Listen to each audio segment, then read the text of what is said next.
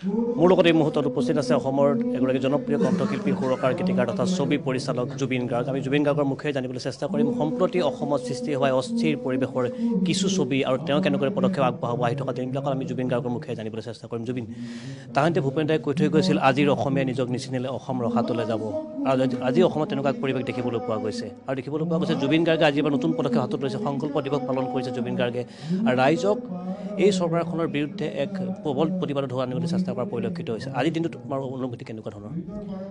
মই যিমান পাৰোঁ মোৰ ফালৰ পৰা চেষ্টা কৰিছোঁ, আৰু মোৰ বন্ধু বান্ধৱসকলে সহায় কৰিছে কথাটো যে এই ৰিক্ৰিয়েশ্যন এটা লাগে, মানে পৰিৱৰ্তন বুলি কৰিলে পৰিৱৰ্তন নহয়তো, তাৰ কাৰণে সুৰুঙা লাগিব, সুযোগ লাগিব, গোটেই মানুহৰ এটা সজাগতা যে এৱেৰনেছ এবাউট পলিটিকেল মটিভেশ্যন। মইতো বাৰে বাৰে কৈ আহিছোঁ যে পলিটিকেলি মটিভেট হ'ব নালাগে মানুহ, নিজৰ দৃষ্টি, নিজৰ বিচাৰ, নিজৰ শুদ্ধতা, তাৰে যদি আগুৱাই যায় আমাৰ সমাজখন শুদ্ধ হ'ব। নহ'লে সদায় এনেকৈ সেই দুধুৰ মুধুৰত, ইমান বছৰ সৰুৰ পৰা সেইটোৱে দেখি আছোঁ যে দুধুৰ মুধুৰ এটা অৱস্থা, প্ৰব্লেম শেষেই নহয় আমাৰ ইয়াত।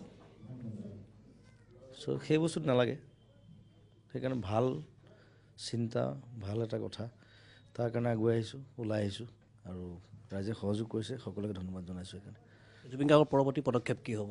আজি সংকল্প দিৱসটো প্ৰথম আনুষ্ঠানিক কাৰ্যসূচী বুলি কোৱা হৈছে। আমাৰ 23 তাৰিখেও এটা আছে গুৱাহাটীত লতাশিলত, সেইটো বাৰু বিভিন্ন দল সংগঠনো আছে, আছু আছে মেইন, তেওঁলোকে কৰিছে গোটেই বস্তুটো, আমি জইন কৰিম তাত। আৰু ভৱিষ্যতে যি দৰকাৰ হয়, যি পদক্ষেপ দৰকাৰ হয় আমি লৈ থাকিম, কিন্তু এই যুদ্ধ অবিৰত থাকিব। এই অসমৰ এই অস্থিৰ পৰিৱেশৰ বাবে যদি আমি দায়ী বুলি ক'ব খোজোঁ, কোন দায়ী আচলতে? মানে কাৰ বাবে আজি অসমীয়া জাতি এনেকুৱা ধৰণৰ পৰিৱেশৰ পৰিস্থিতিৰ সন্মুখীন হ'ব লগা পৰিৱেশৰ সৃষ্টি হৈছে, যে অসমীয়া জাতিৰ স্বাভিমানত আঘাত সনা হৈছে এই মুহূৰ্তত? মইতো ডাইৰেক্টলি পলিটিচিয়ানৰ কথা ক'ম। মই কাৰণ আজিলৈকে লাইফত কোনো পলিটিচিয়ানক বিশ্বাস কৰা নাই, কোনো পলিটিচিয়ানক মই ভাল পোৱা নাই আজিলৈকে। আই অলৱেজ হেইটেড দেম, যে তেওঁলোক সদায়, মই কাৰণে পাপৰ বুলি কৈছোঁ নতুন গান তাত, যে শব্দটো বেছি, দেখাত খাদ্য যেন লাগে,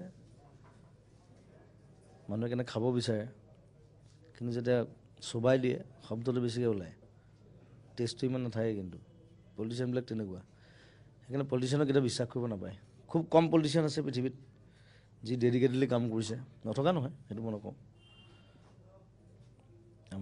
আমাৰ দেশতো বহুত তেনেকুৱা পলিটিচিয়ান আছে যি ভাল কাম কৰিব বিচাৰিছিলে বা চেষ্টা কৰিছিলে, কিন্তু তেনেকুৱা পলিটিচিয়ান টিকিব নোৱাৰে। প্ৰব্লেমটো সেইটো, কাৰণ বাকীখিনিয়ে মিলি তাক এনেকুৱা মাধমাৰ দি দিয়ে, কামিহে ভাঙি পেলায়।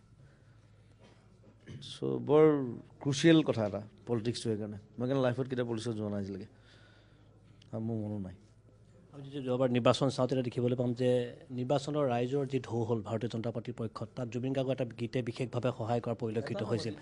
বিশেষভাৱে এটা গীতৰ কথা মই ক'ব খুজিছোঁ যে আহিছে সৰ্বানন্দ লাগিছে আনন্দ, আৰু গীতটিৰ পিছৰ পৰিৱেশ পৰিস্থিতি যি হ'ল, অসমীয়া জাতি আজি দেশত উদ্বিগ্ন হৈ পৰিবলগা হৈছে যে চৰকাৰখনৰ পৰিৱৰ্তনৰ শ্লোগান যেন ক'ৰবাত বুমেৰাঙলৈ পৰিণত হৈছে। আজিৰ সময়ত জুবিন গাৰ্গ অনুতপ্ত নেকি যে মই সেই গীত কিয় গাইছিলোঁ?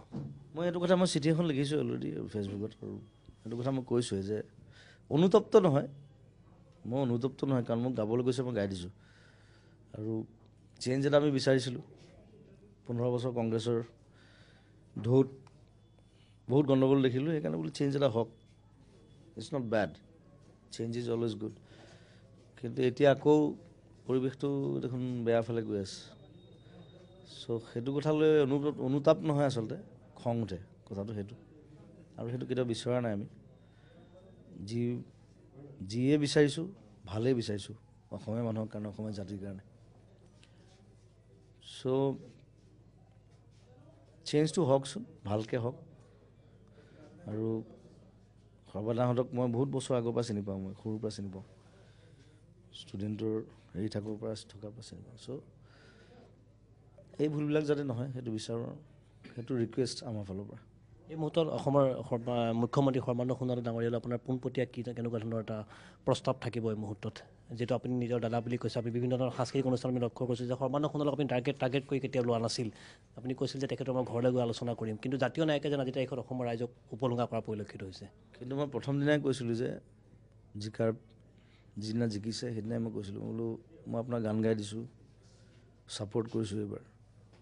কিন্তু যদি কিবা গণ্ডগোল হয়, ভুল দেখোঁ, প্ৰথম মানুহটো কিন্তু মই হ'ম যি গালি পাৰিম। চ' মোৰ কেৰেক্টাৰটোৱে সেইটো। চ' সেইকাৰণে যিটো ভুল দেখিছোঁ সেইটো মই স্পষ্টভাৱে কওঁ, সদায় কৈছোঁ।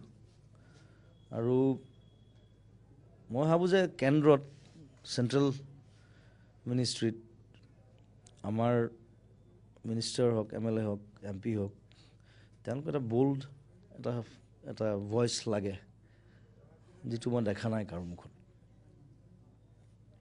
তাত একদম এনেকৈ ক'ব পৰা মই দেখা নাই কাকো, সেইটো বিচাৰোঁ। আৰু চৰকাৰে হীৰেণ গোহাঁইৰ ওপৰত যি এটা আইন এটা কেছ জাপি দিয়া পৰিলক্ষিত হৈছে যে ৰাষ্ট্ৰদ্ৰোহৰ গোচৰত তেওঁক গ্ৰেপ্তাৰ কৰিবলৈ চৰকাৰ তৎপৰ হৈ পৰিছিল। আৰু হীৰেণ গোহাঁই চাওঁ সকলোৱে এটা শ্ৰদ্ধাৰ নাম, সকলোৱে তেওঁক শ্ৰদ্ধা কৰে, সকলোৱে তেওঁক মৰম কৰে, সকলোৱে তেওঁক চেনেহ কৰে।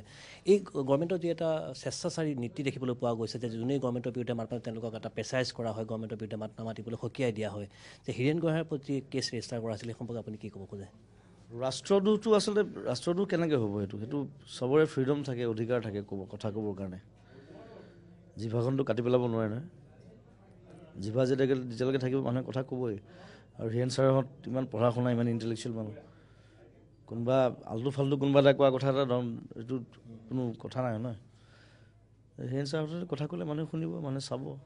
সেইটো ৰাষ্ট্ৰদ্ৰোহ কেনেকৈ হ'ব? তেনেকৈ হ'লে মোৰ ঢেৰ ৰাষ্ট্ৰদ্ৰোহ হ'ব। মই দেখোন মই ষ্টেজতে কৈ থাকোঁ। ছাৰহঁতে লিখেহে, মইতো অপেন ষ্টেজত কৈ দিওঁ। চ' মই নাভাবোঁ এইটো ভুল কথা, এইটো কোনো ৰাষ্ট্ৰদ্ৰোহ নহয়। ৰেচপেক্টেড মানুহ, ৰেচপেক্ট কৰিব লাগে। এনেকুৱা হ'ব পাৰে নেকি যে চৰকাৰখনে কোনো ধৰণৰ উপায় দেখা নাই, আচলতে উপায় নেদেখি পেলাই দমনমূলক নীতি লোৱা এটা চেষ্টা চলাইছে নেকি? এনেকুৱা ক'ব পাৰি নেকি বাৰু? অকণমান সেই বস্তুটো আছে, মই সেই বস্তুটোৱে বেয়া পাইছোঁ। যে ডমিনেটিং এটা কেৰেক্টাৰ আহি গৈছে, যিটো গণতন্ত্ৰত প্ৰযোজ্য নহয়। ইউ কেনট ডমিনেট এনিৱান। আৰু মই ছ'চিয়েলিজিমৰ ফলোৱাৰ, মই ছ'চিয়েলিষ্ট মানুহ। চ' সেইটো কেতিয়াও পক্ষপাতি নহয়। চ' ধুনীয়াকৈ মিলিজুলি হ'ব লাগে চব কাম। আৰু ৰাইজেহে বনায় চৰকাৰ। প্ৰথম কথা ৰাইজক ৰেচপেক্ট কৰিব পাৰিব লাগিব, নহ'লে সেইখন চৰকাৰ নাথাকে। কিন্তু এতিয়া চৰকাৰ বিৰুদ্ধে সমগ্ৰ অসমতে প্ৰতিবাদৰ ঢৌ বোলা পৰিলক্ষিত হৈছে। আপুনি চৰকাৰ ভঙাৰ যিখন যুঁজ আৰম্ভ হৈছে সেই যুঁজত চামিল হ'বলৈ প্ৰস্তুত আপুনি? যে পইচাৰ জোৰত চৰকাৰ নচলে, কিন্তু পৃথিৱীত ক'তো চলা নাই আজিলৈকে। ডাঙৰ ডাঙৰ সম্ৰাট পৰি গৈছে লুটি খাই মানুহৰ জোৰত। চ' আপুনি প্ৰস্তুত চৰকাৰ? যদি দৰকাৰ হয় ভাঙি দিম, একো নাই। আৰু আপোনাৰ শেহতীয়া গীত, যিটো গীতৰ সাম্প্ৰতিক পৰিস্থিতিক উপস্থাপন কৰা হ'ব, মোৰ শেষটো প্ৰশ্ন, সেই গীত কেতিয়া ৰাইজৰ মাজলৈ যাব? আৰু গীতৰ এটা মই কলি শুনিব বিচাৰিম আপোনাৰ কণ্ঠত। 22 তাৰিখে ৰিলিজ কৰিম গোটেই মাহ এলবামটো। সেইটোত এটা গানহে মই এনেকুৱা লিখিছোঁ, বাকী গানবোৰ চব বেলেগ বেলেগ ছাবজেক্টৰ ওপৰত, ছাবজেক্ট ৱাইজ গান কৰিছোঁ এইবাৰ গোটেই। কোনোবা এটা হয়তো প্ৰেমৰ আছে, কোনোবা এটা দুখৰ আছে, কোনোবা এটা গানটো কৰিছোঁ মই, সেইটো অদ্ভুত ছাবজেক্ট এটা। সেইটো এটা ল'ৰা, পঢ়া শুনা ভাল ল'ৰা, তাৰ মাকজনী প্ৰষ্টিটিউট আছিলে, গতিকে তাৰ ফিলিংছৰ ওপৰত এটা গান কৰিছোঁ। এতিয়া মোৰ 45 বছৰ বয়স হ'ল এতিয়া। চ' মেচিয়ৰ্ড ছাবজেক্ট লৈ তেনেকৈ গান, চিনেমা এইবিলাক কৰিবলৈ চেষ্টা কৰিছোঁ। 22 তাৰিখে ৰিলিজ দিম বুলি ভাবিছোঁ। এতিয়া মিক্সিঙৰ কাম চলি আছে, মই ৰাতি গৈ পেলাই আকৌ কাম কৰিব লাগিব। এতিয়া কাইলৈ আকৌ শ্ব' কৰি আকৌ তেজপুৰলৈ আহিম। চ' যিমান পাৰোঁ 4 বছৰ মূৰত কৰিছোঁ ধুনীয়া ধুনীয়া গান, 8টা গান মানুহক উপহাৰ দিবলৈ বিচাৰিছোঁ। পলিটিক্সলৈ যিটো গান ৰচনা কৰা হৈছে, মই এটা কলি শুনিব বিচাৰিম যদি অসুবিধা নহয়। সেইটো অথনি গাই থাকোঁতে শুনিছা তুমি। পলিটিক্স নকৰিবা বন্ধু, পলিটিক্স নকৰিবা বন্ধু, দুবেলা দুসাঁজ ভাত খুটি খুটি খাওঁ, পলিটিক্স নকৰিবা বন্ধু, জাতিৰ মাটিৰ গান গুণগুণাওঁ, পলিটিক্স নকৰিবা বন্ধু। বাকীখিনি আৰু বহুত কিবা কিবি আছে, পিছত শুনিলে গম পাব। পৰৱৰ্তী সময়লৈ বাট চাব লাগিব। ধন্যবাদ জুবিন।